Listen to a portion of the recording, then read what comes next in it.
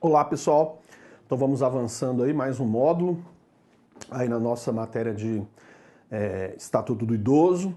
Lembrando que a ideia é de passar a noção geral para você, após a noção geral, pegar as questões do Estatuto do Idoso e ir colocando na sua lei, ok? Salva a sua leizinha no Word e vai inserindo ali não as questões, mas as frases das questões. Isso é muito importante. Não deixa de observar essa dica, você vai ver o estrago que você vai fazer nessas provas aí de concurso, beleza? Então vamos avançando aí, vamos na telinha. O que a gente parou ontem? Rito dos juizados especiais criminais. Eu quero que você saiba o seguinte, qual a relação entre o Estatuto do Idoso e o rito da Lei 9.099 de 95? É uma relação boa, é uma relação ruim? O que você acha disso? Por quê? Vai entrar ali algumas causas cíveis relacionadas ao idoso, mas o ponto importante aqui é a parte penal. Porque a partir de agora nós vamos começar a adentrar na lei na parte penal. E a primeira observação de destaque, e que deu até muito questionamento, é a questão do aplicação da 9.099 para o Estatuto do Idoso. Por quê? Quando o legislador veio com a lei do Estatuto do Idoso, ele fez uma coisa interessante. Porque o que é o juizado especial? Juizado especial criminal, Lei 9.099, ela tem um rito mais célere, ou seja, é um rito mais rápido para julgar os processos. Tranquilo? É um rito mais célere. O que aconteceu? E lá, nessa 9.099, ela tem institutos despenalizadores, por exemplo, composição de danos, faz um acordo lá entre o autor dos fatos e a vítima, não vai nem ter processo penal. Ou faz um acordo entre o Ministério Público e, em tese, o autor dos fatos, também não vai ter denúncia. Ou é a transação penal, ou durante o processo, aí não só nas infrações de menor potencial ofensivo, mas está a previsão na Lei 9.099, de fazer a suspensão condicional do processo. O processo está em andamento, suspende. Se o sujeito cumprir algumas condições, o réu cumprir algumas condições, sequer vai analisar a prova testemunhal, a prova documental, extingue o processo. Então, na 9.099, esse rito mais célere, ele tem os institutos despenalizadores, composição de danos, transação penal, suspensão condicional do processo, está tudo na 9.099. O que a 9.099 fala? Ela traz um rito diferenciado, em que há esses institutos despenalizadores, é um rito mais célere, tem esses institutos que vão evitar ter uma pena privativa de liberdade para o sujeito, ela tem tudo isso. E, interessante, o que a Lei 9.099 fala? Ela fala assim, seguirão o rito da 9.099 as contravenções penais, então todas as contravenções penais vão para a Lei 9.099, só que não é só isso. Também vai para a 9.099 os crimes com a pena máxima de até 2 anos. Então ameaça, dano, lesão corporal leve, é muito crime que vai para o juizado. Basta o crime ter a pena máxima de até 2 anos. Ou ser uma contravenção. A contravenção não depende da pena, ok? Mas vamos lá. O que acontece? O Estatuto do Idoso, quando ele veio, vamos até botar como é que ele falou aqui, ó. Vamos na telinha. Olha o legislador. Aos crimes previstos no Estatuto do Idoso... então isso aqui é diferente de eu falar o seguinte... Aos crimes em que o idoso seja vítima, seria uma coisa. Porque o idoso pode ser vítima de vários crimes. Mas não é o que ele está falando aqui. Ele está falando dos crimes previstos no Estatuto do Idoso. Não é qualquer crime que tem idoso como vítima. São os crimes previstos no Estatuto do Idoso. Nós vamos começar agora a ver todos esses crimes aí, do Estatuto do Idoso. Então, os crimes previstos no Estatuto do Idoso... ou seja, você tem que saber diferenciar isso. Não estou falando que nos crimes que o idoso seja vítima. Não, o idoso pode ser vítima de qualquer crime. Né? A maioria, 98% dos crimes, ele vai ser vítima. A não ser, claro, aqueles vítimas que tem que ser uma vítima específica. Né? No infanticídio, por exemplo. Mas na maioria dos crimes, o idoso pode ser vítima. Beleza. Não é disso que eu estou tratando aqui. Eu estou falando dos crimes previstos no Estatuto do Idoso. Vamos continuar lendo? Cuja pena máxima, porque o crime, ele vem mais ou menos assim, ó. Crime tem a pena de tanto a tanto. O que ele está falando aqui? Os crimes que têm a pena máxima, privativa de liberdade, que seja inferior a 4 anos. Aplica-se, olha lá, o procedimento previsto na 9.099 de 95. e de forma subsidiária, no que couber, o processo penal, normal. Mas olha que interessante que a lei fez aqui. O que a Lei 9.099, ela falava? O que vai para o juizado? Os crimes que têm a pena máxima de até 2 anos. Isso vai para o juizado. Mas o que o Estatuto do Idoso fez? Não só são os crimes com pena máxima de até 2 anos. Os crimes com pena máxima, e os crimes têm que estar previstos no Estatuto do Idoso. Então, os crimes previstos no Estatuto do Idoso com pena máxima de até 4 anos, pega crime em tese mais grave, vai para o rito do juizado. Por que você acha que o legislador fez isso? Ele pegou crime com pena mais alta e botou lá para ser julgado no juizado.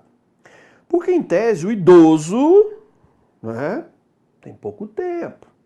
Então coloca lá o processo dele para ser julgado no juizado para punir o réu de forma mais rápida. Porque só pode ser. Para que vai para um rito mais célere? Para julgar mais rápido. O idoso quer ver justiça, ele precisa ver justiça rápido. Então manda lá para o juizado.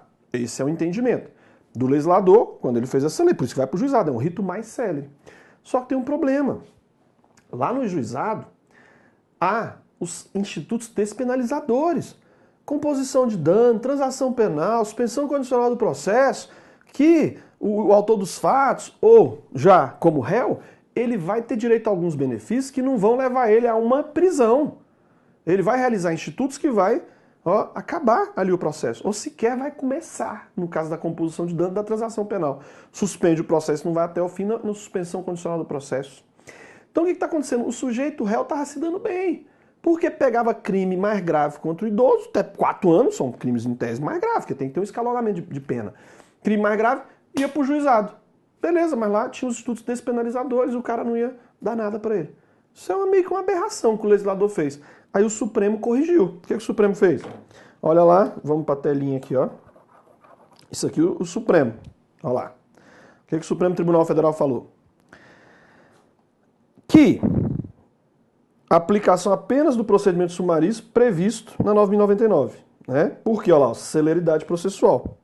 Mas não aplica ali as medidas despenalizadoras e que estão em interpretação benéfica ao autor do crime. O que o Supremo fez? O Supremo deu uma contornada. O legislador pegou crime grave, com pena de até 4 anos, crimes previstos no Estatuto do Idoso, nós vamos percorrer todos.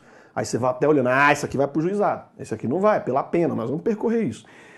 E o que o Supremo fez? Beleza, os crimes previstos no Estatuto do Idoso, com pena de até 4 anos, até vai para o rito mais célere, que é isso, só que é uma celeridade. Só que quando chega lá, o Supremo falou o seguinte, mas não vão ser aplicados os institutos despenalizadores que visam beneficiar o réu.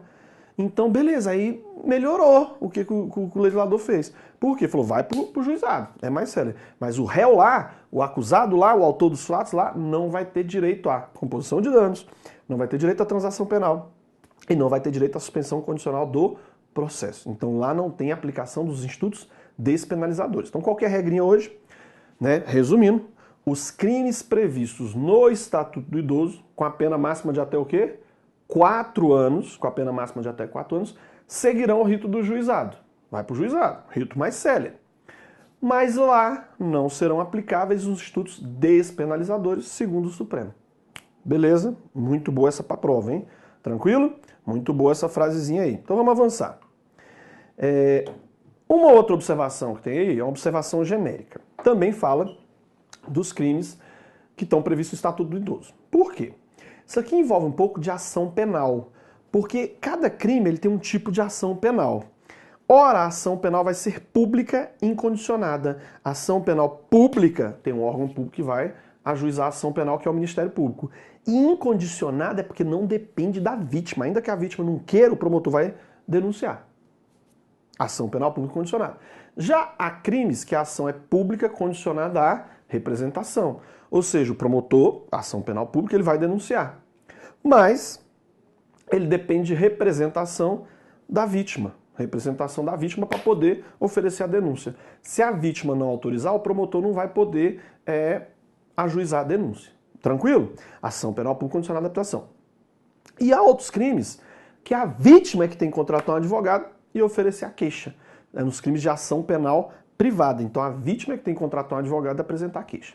Então você está vendo que cada crime vai ter uma forma de atuar, de começar o processo penal, porque a jurisdição é inerte, não pode começar o processo penal sozinho, de ofício. O juiz não pode começar, tem que ter uma provocação. Quem vai provocar é o Ministério Público ou a própria vítima, ou o seu representante, se ela for menor, ou o curador, se está sem as faculdades mentais, ou até o sucessor, se ela morrer. Mas alguém tem que começar o processo penal. Como é que você sabe que um crime é de ação penal privada? A lei fala. Lá embaixo do crime vai falar assim, ó, somente se procede mediante queixa. Como é que sabe que a ação penal pública condicionada à reputação? Lá fala, somente se procede mediante representação. Como é que você sabe que um crime é de ação penal pública incondicionada? Quando você for lá no tipo penal e não falar nada. Quando lá não falar nada, é porque a ação é pública o quê? Incondicionada. Então, olha só, isso está lá no Código Penal. No Código de Processo Penal também fala. Então, o que acontece? Os crimes previstos no Estatuto do Idoso, eles são que tipo de ação penal? Se você for lá no Estatuto do Idoso e não falar nada disso, não tem nenhuma disposição disso, é porque o crime é de ação penal pública o quê? Incondicionada. Só que por algum motivo o legislador quis ratificar isso de forma expressa. Aí o que ele veio e escreveu? Vamos aí, põe na tela. Põe na tela. O que o legislador escreveu? Olha lá. Os crimes definidos no Estatuto do Idoso são de ação penal pública incondicionada. Está lá no artigo 95 da lei. Então ele veio e simplesmente só colocou uma regra expressa que não precisava. Que era só ele não falar o quê? Nada. Porque se ele não fala nada, né, o crime por si só já é de ação penal pública incondicionada. Tranquilo? Então o legislador ele quis não deixar mais de dúvida, mas nem precisava. É um artigo a menos que podia ter a lei. Porque se não falasse nada já era público incondicionado. Só que ele fez questão de confirmar. Mas não, olha só, e tem uma malandragem aqui. Não são todos os crimes que tenha como vítima um idoso que é ação penal pública incondicionada. O que vai ser ação penal pública incondicionada? Os crimes previstos no Estatuto do Idoso. Não vai esquecer disso, não. Então, os crimes previstos no Estatuto do Idoso são de ação penal pública incondicionada. Tranquilo isso aí? Ok. Vamos avançar. Olha lá, perguntinha. Como é que isso cai em prova? Né? Então, vê ali, ó, tratando-se de crimes praticados contra os idosos, não se admite a aplicação do procedimento da Lei de Juizados Especiais Criminais, por expressa vedação contida no Estatuto do Idoso. O que você acha disso? Porque há algumas leis que fizeram isso aí que ele está falando aí. Tem lei que fala assim, ó, os crimes previstos dessa lei não se aplica a 9.099. Quer um exemplo de uma lei que fez isso? Lei Maria da Penha. A Lei Maria da Penha fala, aos crimes que envolvam violência doméstica familiar contra a mulher, não se aplica a 9.099. É uma relação exclusiva. No Estatuto do Idoso, a relação não é exclusiva, ela é muito inclusiva, porque ela fala o seguinte, os crimes previstos no Estatuto do Idoso, com pena grave de até 4 anos, vai tudo para o juizado. Olha o oposto da Maria da Penha. Então, enquanto o legislador entendeu que na Maria da Penha é prejudicial para ela o juizado, aqui entendeu que vai pegar a pena mais grave e jogar lá no juizado. Aí o Supremo deu aquela consertada que nós vimos, até vai. Beleza, vai aproveitar a celeridade. Mas ali não se aplicam os institutos despenalizadores. Podia ter feito a mesma coisa para Maria da Penha? Podia. Vai para o rito mais sério, mas lá não se aplica os institutos despenalizadores. Só que na Lei Maria da Penha, ela foi expressa. Não se aplica a Lei 9.099. É o nosso legislador.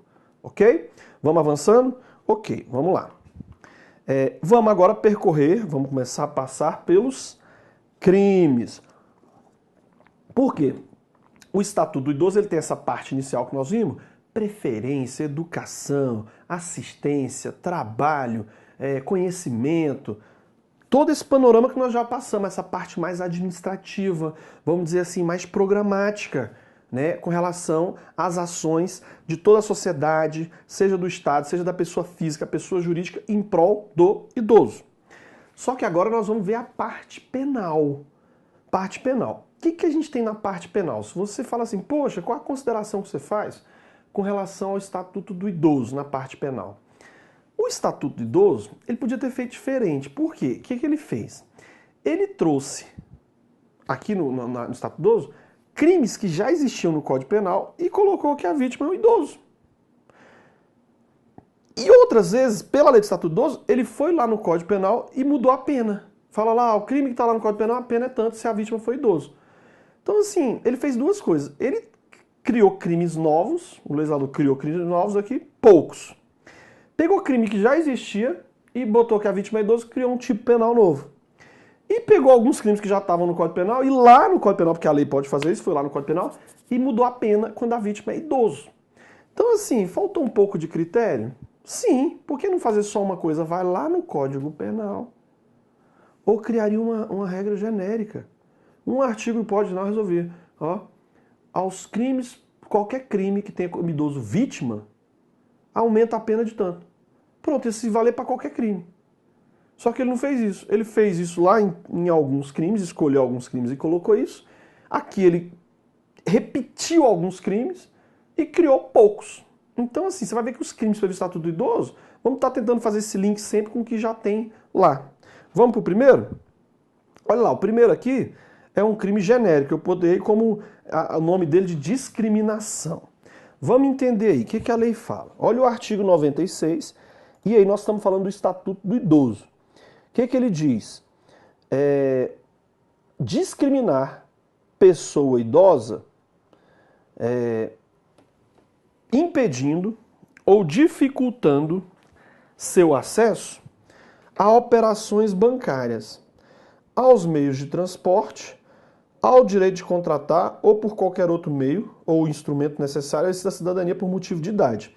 Então vamos destacar aqui, eu chamei esse crime, ele não tem esse nome, eu que fui colocando aqui, ó. Esses nomes aqui, o Estatuto do Idoso ele não traz nome. Quando você vê aqui no Estatuto do Idoso, ele não traz essa nomenclatura, eu que fui colocando. No Código Penal, quando tem aí, o nome já está lá no Código Penal. Então o que fala aqui, ó? Discriminar. Olha um crime aqui de discriminação. Discriminar você vê muito na lei do racismo, questão da discriminação. Mas a lei do racismo é por motivo de quê? Raça, etnia, religião. Aqui está discriminando quem? Aqui a vítima tem que ser uma pessoa idosa, que nós já sabemos que é que tem mais, ó, de 60 anos. Mas fazendo o quê? Porque só discriminar, a lei podia falar isso. Qualquer discriminação já configuraria crime. Só que o legislador ele vem e tenta dar alguns exemplos.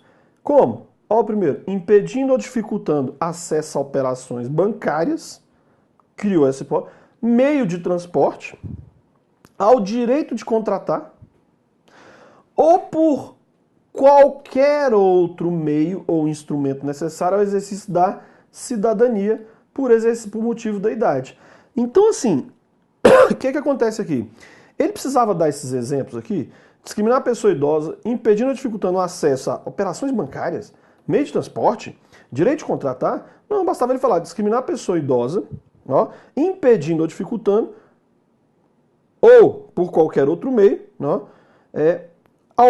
realizar algum ato necessário ao exercício da cidadania. Porque isso aqui é genérico. Se tiver discriminação a qualquer questão aqui de cidadania, seja contratando, seja operação bancária, seja qualquer coisa, que é o que ele vem e faz no final. O que é que ele faz? Cria uma pena pequena, pena de 1 ano.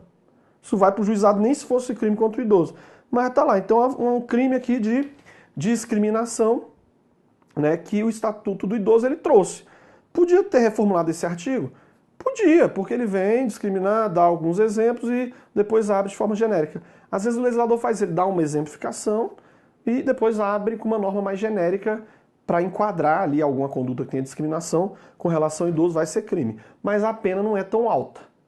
Beleza, mesmo a pena não sendo alta, vai lá para o Estatuto do Idoso, só que a lei já diz, lá não vão ser aplicados institutos despenalizadores, ok? Beleza, olha só, olha o que ele vem aqui, ó. Na mesma pena de até 1 ano, incorre quem? Olha lá, desdenhar, né, ficar fazendo brincadeirinha, humilhar, menosprezar, ou, ó, de novo lá, discriminar pessoa idosa por qualquer motivo. Então, se ele falar só isso aqui, um crime, discriminar a pessoa idosa por qualquer motivo, já resolve isso, já resolve o anterior, ou seja, uma norma genérica. Então, na sua cabeça, por isso que eu botei lá discriminação. Discriminou o idoso? É crime. Ah, ele deu só apenas alguns exemplos ali, mas discriminação é crime contra o idoso. Tranquilo? Ainda mais lá, ó.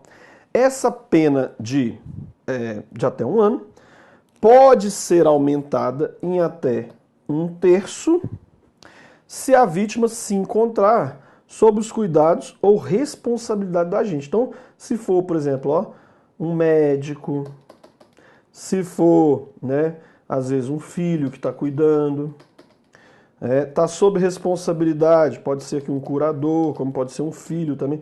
Ou seja, se for uma pessoa que tem a obrigação de cuidar do idoso e é ele que está discriminando, aumenta a pena aqui em até 1/3 para ele.